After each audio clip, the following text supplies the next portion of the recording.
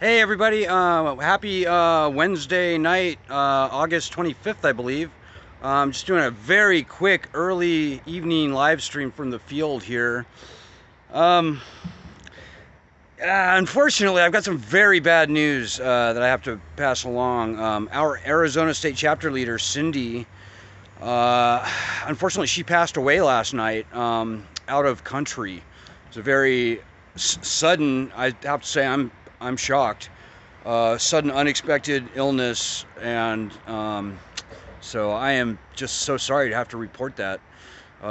Cindy she was great. I mean, she was a real fighter there, and our hearts, my prayers, our prayers go out to Kevin, her husband of 38 years, and their family. And this is so tough, guys. We've had a few people pass away on us over the past 16 years, and it never gets any easier. And, I just have to shake my head. There's no good reason for anybody to have to live their whole life under this debt, folks. We should have this debt gone. It should be gone. And I'm just so sorry that Cindy wasn't able to live to see us take this thing through to the end. But folks, we can do this. We have a lot of people on our side. We've got a great argument. Like, if you happen to live in Arizona or have strong ties to Arizona, you might want to jump onto that state chapter group and see what you can do to help. Doug Ducey, for example, the governor there, he is in a perfect position. He's one of many Republican governors who could change this whole game for us. The state of Arizona, they don't owe more than their state budget in student loan debt, but they owe pretty close to the same amount. So, yeah, if you happen to have ties to Arizona, live in Arizona, please jump on that group and, do it for Cindy if nothing else. She was a really great person. She was a fighter. She was a patriot. And I just couldn't be more crestfallen to bring you this news. So what else is going on? Yeah, folks, I mean, we are where we were. Not much has changed. We're going to have a good podcast coming out tomorrow that I will announce. There's a really good article at Salon that came out last week that I totally missed. And I posted it up or down on the group here somewhere. But I'd recommend you give it a read. It's a smart thing.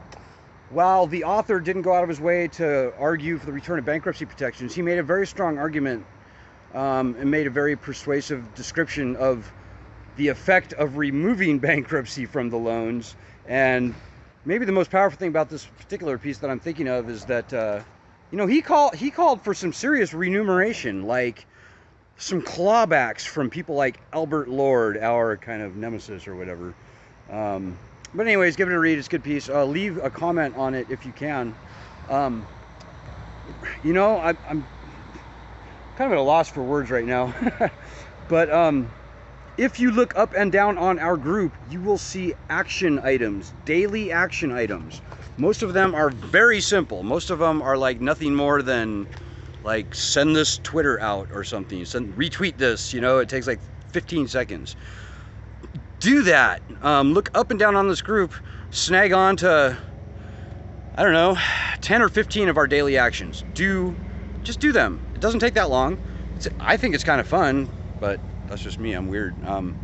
But please do that. We need everybody pulling their weight, we can have this problem solved in a month, I would think, with the 1 million people we have on our petition, the 20,000 people we have on our group, etc. We can do this. So please, many hands make heavy work light, as they say. So please just do that.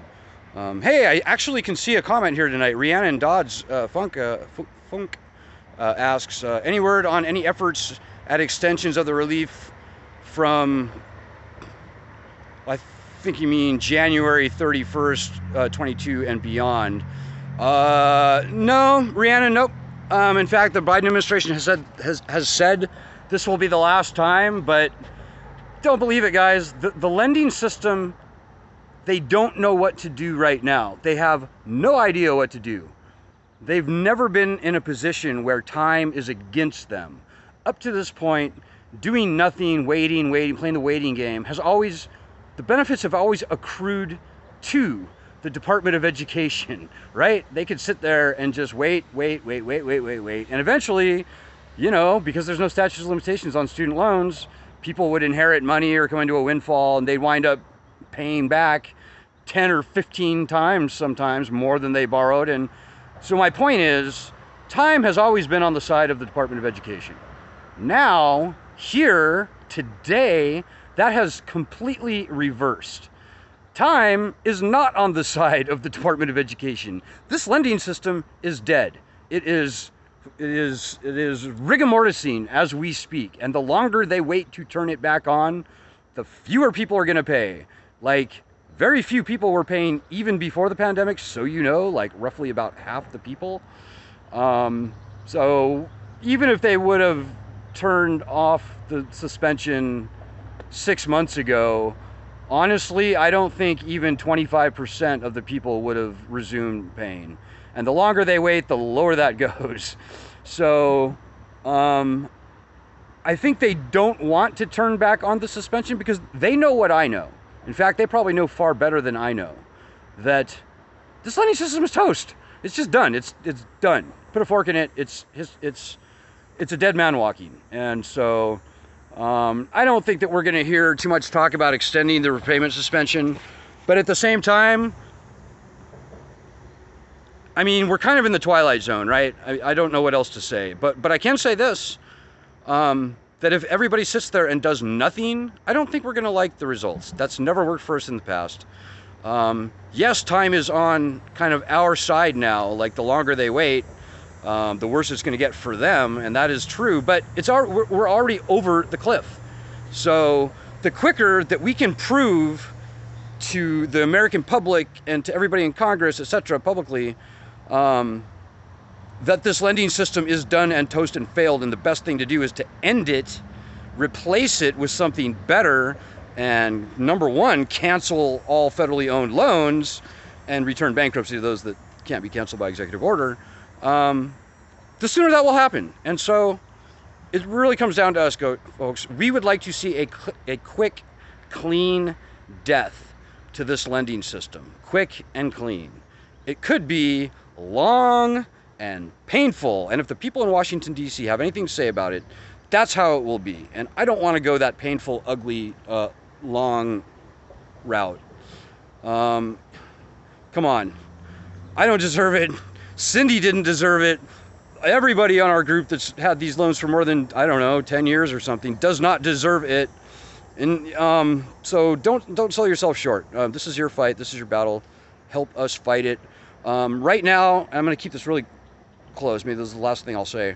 Right now, we are focusing on Republican governors, particularly the Republican governors of the states that are, quote unquote, underwater on student loan debt. In other words, and that's kind of, I'm taking some liberties with that term, but the states where the people of those states owe more than the entire state budget in student loan debt. Yes, that's actually a thing.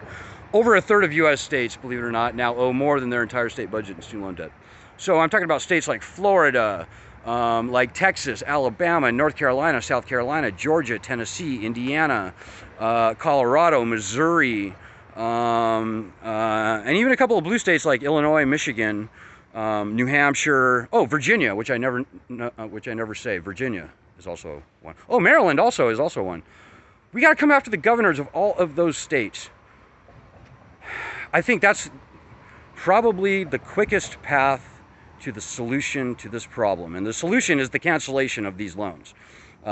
We continue to fight for the return of bankruptcy to all student loans. Of that, there is no doubt it has to happen. But dudes, I'm telling you, if we can get even one of the governors of any of those states that I mentioned, at least the Republican governors, and most of them are, like 90% of them are, we could really start something that finally ends this lending system and puts it to a quick, clean death. And that's what we need for this lending system. So look up and down on this group. This week we're focusing on these Republican governors. That will be really high up on our priority list here going forward for the hereafter. If we can get even one governor to do that, guys, it will start something, and I think we'll very quickly see the end of this lending system. You know, getting through to conservatives to prove to them that this is a conservative argument that we're making. This is a big government lending monstrosity that is making the colleges rich, and is something that no true conservative should ever get behind, much less defend and perpetuate. So, anyways, I'm going to leave it there at that, folks. I'm getting low on bandwidth here, but again, our hearts, our prayers go out to Cindy and her husband, Kevin. They're actually, I probably shouldn't say this, but they're actually out of country right now. But anyways, prayers go out, Kevin, Cindy. We miss you, Cindy. And I will be back on Friday. Ed will be back tomorrow. So, God bless.